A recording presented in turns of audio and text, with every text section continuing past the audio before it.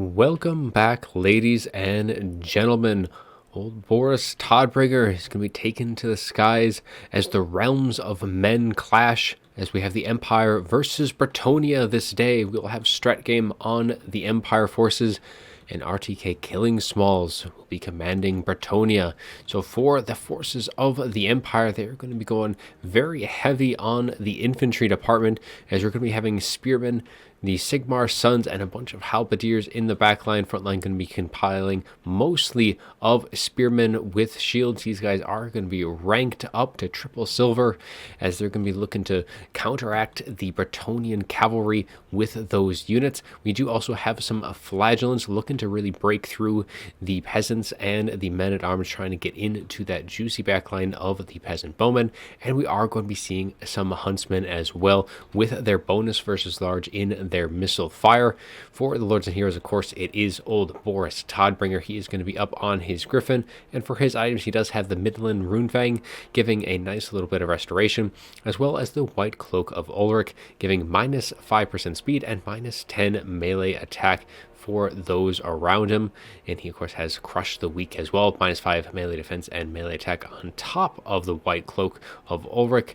And for the spellcasting, it is going to be the Amber Wizard, going to be also on a Griffin, going to be keeping Boris Todbringer company up in the sky. And for the spellcasting, it is just going to be the Curse of Andraher, which gives minus 24 melee attack, minus 25% speed, and minus 24 melee defense.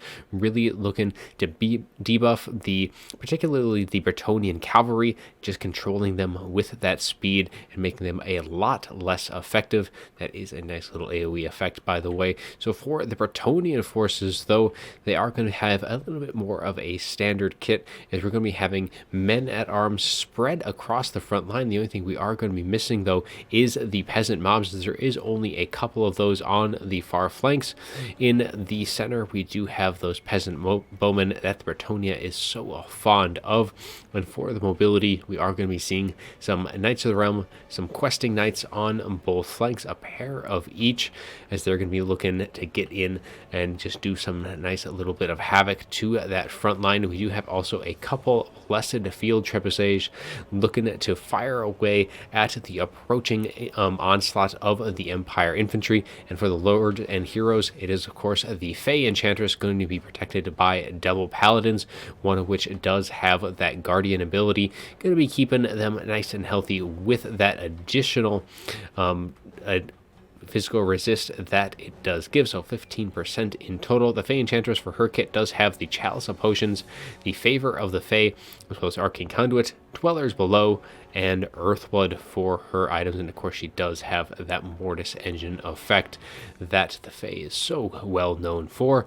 But that is going to be it, so let's get things rolling, as the Empire is going to be charging headlong into the Bretonnian forces, as they are just going to be running hell bent. Going to have plenty of spearmen, though, on that front line, as the Bretonnian cav going to be taking up the point on that. A couple of the Paladins going to be diving forward, as well as the Fey Enchantress, probably looking to try and just start draining things down as quickly as they can.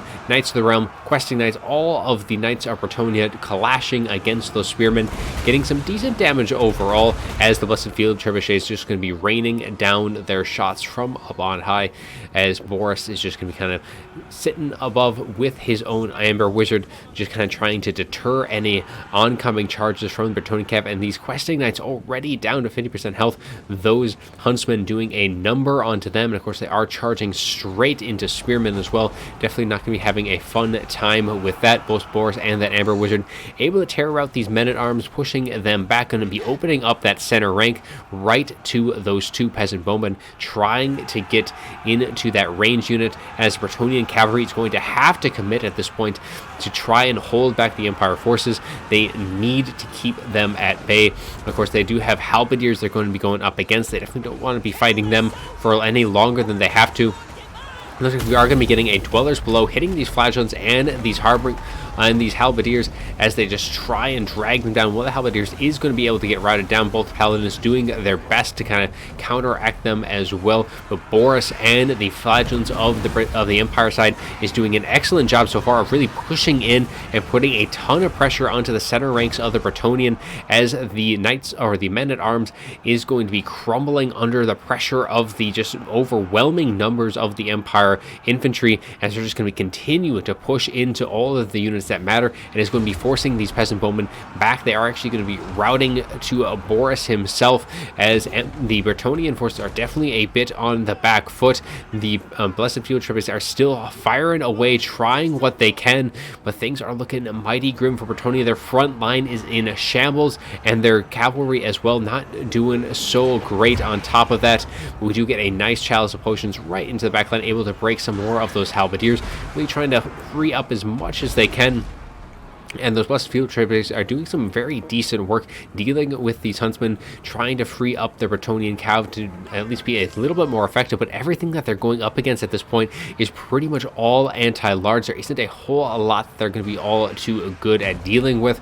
Peasant Bowman again can be getting pushed farther and farther back, as Boris and the Amber Wizard doing a nice bit of pressure on that line.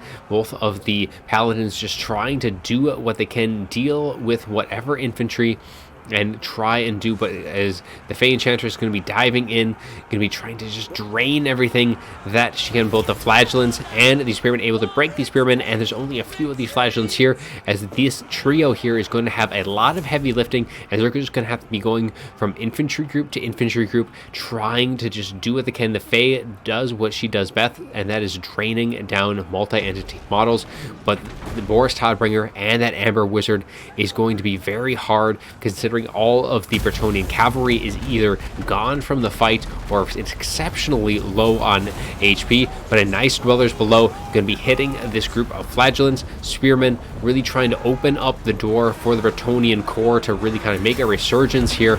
And both the Boris Todbringer and the Amber Wizard going to be committing to this fight, pushing back the field trebuchets, as we have that Curse of Honor hair down, minus 24 melee attack, speed, and melee defense on all of these units here. So a massive debuff going to be given Boris and that Amber Wizard a nice bit of advantage, and these are both on Griffins, so they are going to be very fearsome in melee, and the Paladins are going to be trying to do whatever they can to bring them down. Have been able to do a decent amount of damage, but Boris taking to the skies, pulling out of that fight, and is going to be looking to kind of clean up the Bretonnians on the fringes. The Bretonnians has pulled the balance of power back just a little bit.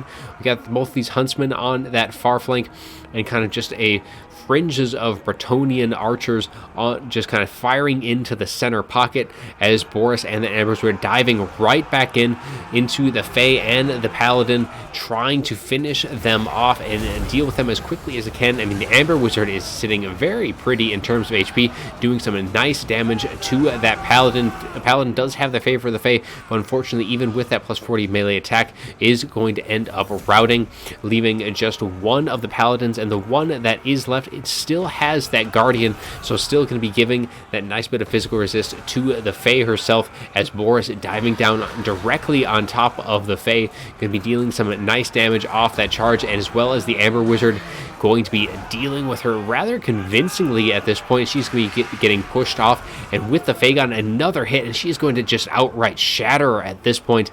Very unfortunate for Bretonnia in the late stages of this fight, pretty much down to the Paladins, but Boris Todbringer himself is getting fairly low in terms of HP. He's going to have to be pulling out himself, trying to recuperate a bit with that regeneration that he has, and just kind of rely on the rest of his units. I mean, the Amber Wizard is still sitting very healthy and is a fearsome foe in melee, should be able to deal with the Paladins as one routes again. The other is getting very low himself, as going to be routing on top of that. And with that, I think that is going to be the last hope of the Bretonnians, as all of them do end up routing to army losses. The Empire does win this day, so let's take a look at the after battle report, see how things did fare on both sides. Now, the Fey Enchantress on the Bretonnian side getting 1782 and just racking up the kills, 266. Unfortunately, it will not be enough this day, even with both the Paladins doing some decent work as well. Definitely the strong point for the Bretonnian forces, Rest of the units not doing all too great. Some of the peasant boatmen, however, did do very well, 1,200 and 1,000 on 2 of them, but the Bretonnian cavalry was really where this army fell short, and you can't really blame them too much. They didn't have a whole lot of very good targets to get on top of. I mean, you could deal with the flagellants. That was probably their best targets, but they were just countered very heavily by the huntsmen and all those halberdiers and spearmen. Both the field trebuchets didn't have enough time to get the damage values that they wanted to. And just the flagellants combined with all of the Empire infantry really overwhelmed that front line for the Bretonnians. Boris Tidebringer himself only getting 1240.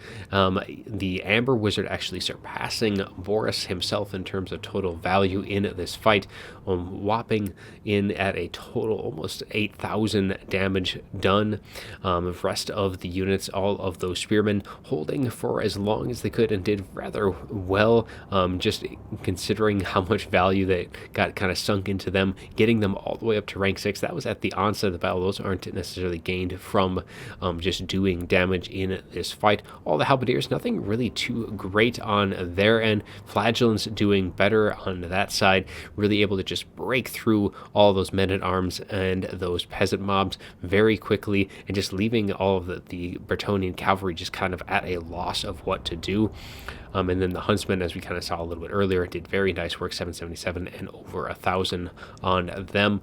But just a little too much for Bretonnia to deal with in this fight. The Bretonnian infantry came in hot and heavy, and they do emerge victorious. But that's all I'm going to have for today. I do hope you enjoyed the video, and as always, have a good one.